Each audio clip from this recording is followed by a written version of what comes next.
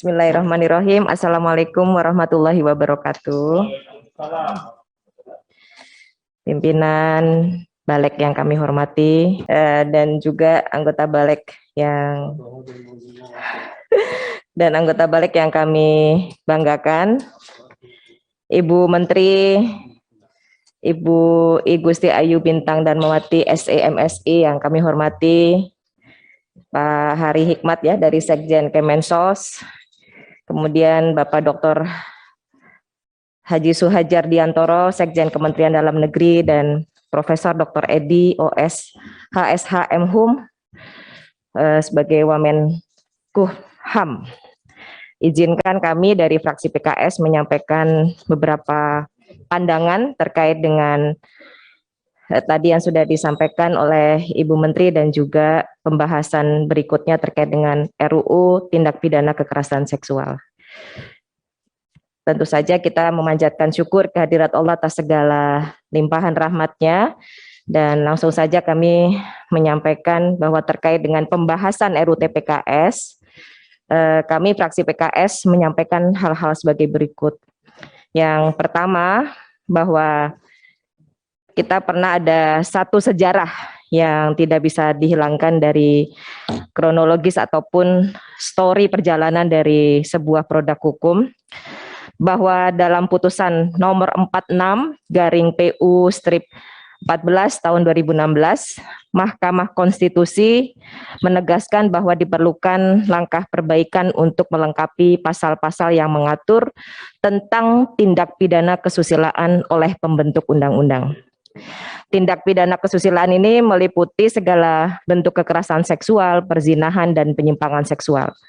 Dan dalam permohonan uji materi pasal 284, pasal 285, dan pasal 292 KUHP ke Mahkamah Konstitusi dalam perkara nomor 46 PUU 14 tahun 2016 pada waktu yang lalu yang diajukan oleh Profesor Dr. Eis Sunarti bersama sejumlah pihak, pemohon meminta MK pada saat itu memperjelas rumusan delik kesusilaan yang diatur dalam ketiga pasal tersebut. Pemohon dalam gugatannya meminta pasal 284 tidak perlu memiliki unsur salah satu orang berbuat zina sedang dalam ikatan pernikahan, perkawinan, dan tidak perlu ada aduan. Terkait pasal 285, pemohon meminta MK menyatakan bahwa pemerkosaan mencakup semua kekerasan ataupun ancaman kekerasan untuk bersetubuh, baik yang dilakukan oleh laki-laki terhadap perempuan maupun yang dilakukan oleh perempuan terhadap laki-laki dan juga yang dilakukan sesama jenis. Sementara pada pasal 292, pemohon pada saat itu meminta dihapuskannya frasa belum dewasa, sehingga semua perbuatan seksual sesama jenis dapat dipidana. Selain itu, homoseksual juga harus dilarang tanpa membedakan batasan usia korban, baik belum dewasa atau sudah dewasa.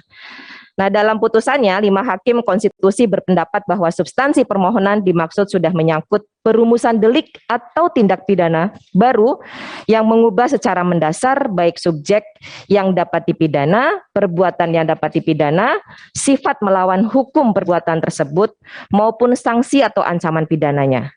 Hal itu berakibat pada perubahan hal prinsip atau pokok dalam hukum pidana dan konsep-konsep dasar yang berkenaan dengan suatu perbuatan pidana.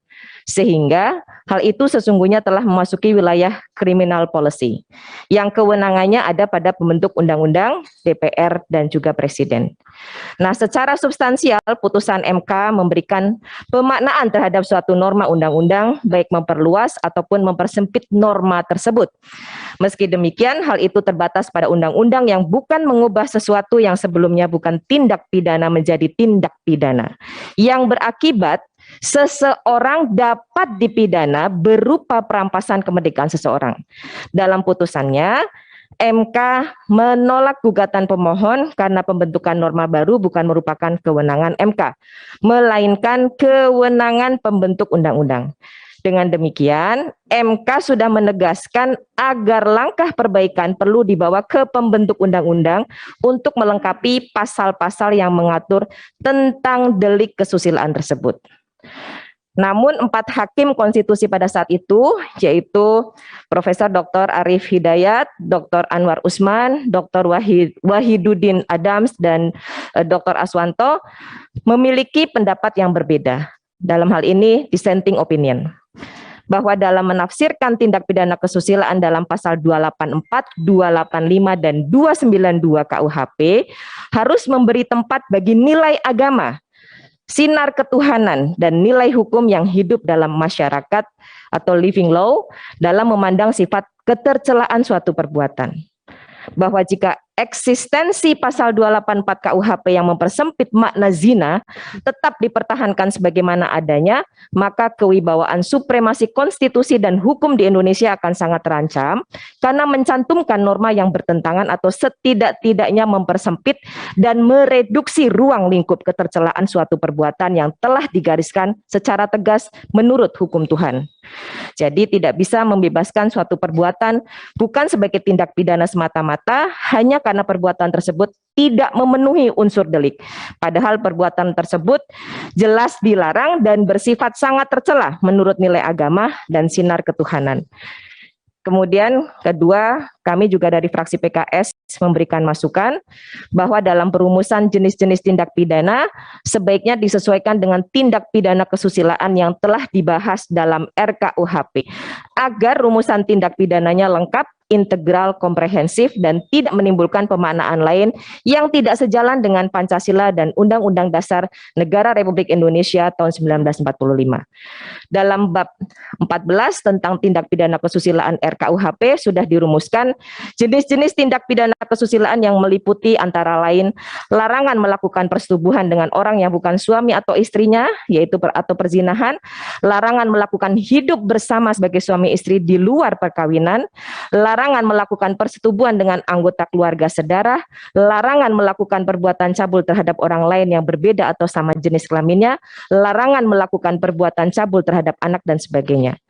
Rumusan tindak pidana kesusilaan yang diatur dalam RKUHP ini sudah komprehensif karena meliputi perbuatan yang mengandung kekerasan seksual dan yang tidak mengandung unsur kekerasan seksual. Sekali lagi, juga tidak mengandung unsur kekerasan seksual seperti perzinahan dan hubungan seksual sama jenis.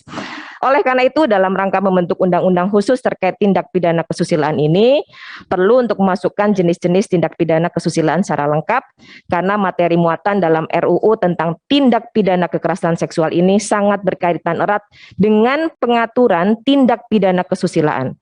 Maka sebaiknya rumusan tindak pidananya ini disesuaikan dengan RKUHP. Jikapun hal tersebut tidak dimungkinkan, maka sebaiknya pembahasan dan pengesahan RUU tentang tindak pidana kekerasan seksual ini dilakukan setelah RKUHP disahkan atau setidaknya dilakukan secara bersamaan dengan pembahasan dalam pengesahan RKUHP. Apalagi RKUHP merupakan RUU carryover dari periode sebelumnya yang dapat langsung dibahas tanpa mengulang prosedur penyusunan RUU dari awal. Hal ini penting dilakukan agar tidak menimbulkan penafsiran yang berbeda atau menimbulkan kekosongan hukum, mengingat rumusan tindak pidana dalam RUU tentang tindak pidana kekerasan seksual hanya berkaitan dengan perbuatan-perbuatan yang mengandung unsur kekerasan saja. Sedangkan perbuatan seksual yang dilakukan atas dasar suka sama suka atau seksual konsen yang tidak mengandung kekerasan, meskipun bertentangan dengan hukum agama dan nilai-nilai hukum yang hidup di masyarakat, tetap tidak dapat dipidana. Pengaturan yang komprehensif tentang tindak pidana kesusilaan ini harus mempertimbangkan tidak hanya pengaruh utamaan hak asasi manusia, tetapi juga didasarkan pada nilai-nilai Pancasila dan Undang-Undang Dasar Negara Republik Indonesia tahun 1945 yang berketuhanan yang Maha Esa, yang artinya nilai-nilai ketuhanan yang bersumber dari hukum agama memiliki tempat dalam sistem norma dan perundangan di Indonesia. Demikian pimpinan dan anggota Balik yang kami hormati, juga Ibu Menteri dan semua jajaran dari pemerintah yang hadir. Demikian sikap fraksi yang kami sampaikan. Semoga rapat hari ini bisa memperoleh kesimpulan yang terbaik sebagai ikhtiar kita untuk menyusun undang-undang yang lebih komprehensif, memberikan perlindungan berkaitan dengan tindak pidana kesusilaan. Atas perhatian pimpinan dan anggota Balik, para menteri yang hadir dan semua hadirin kami ucapkan terima kasih. Assalamualaikum warahmatullahi wabarakatuh. Pokdan Balek fraksi Partai Keadilan Sejahtera DPR RI, Bapak Dr. Haji Al-Muzammil Yusuf MSI A420. Assalamualaikum warahmatullahi wabarakatuh, dan mohon izin menyerahkan dokumen. Silakan, Bu.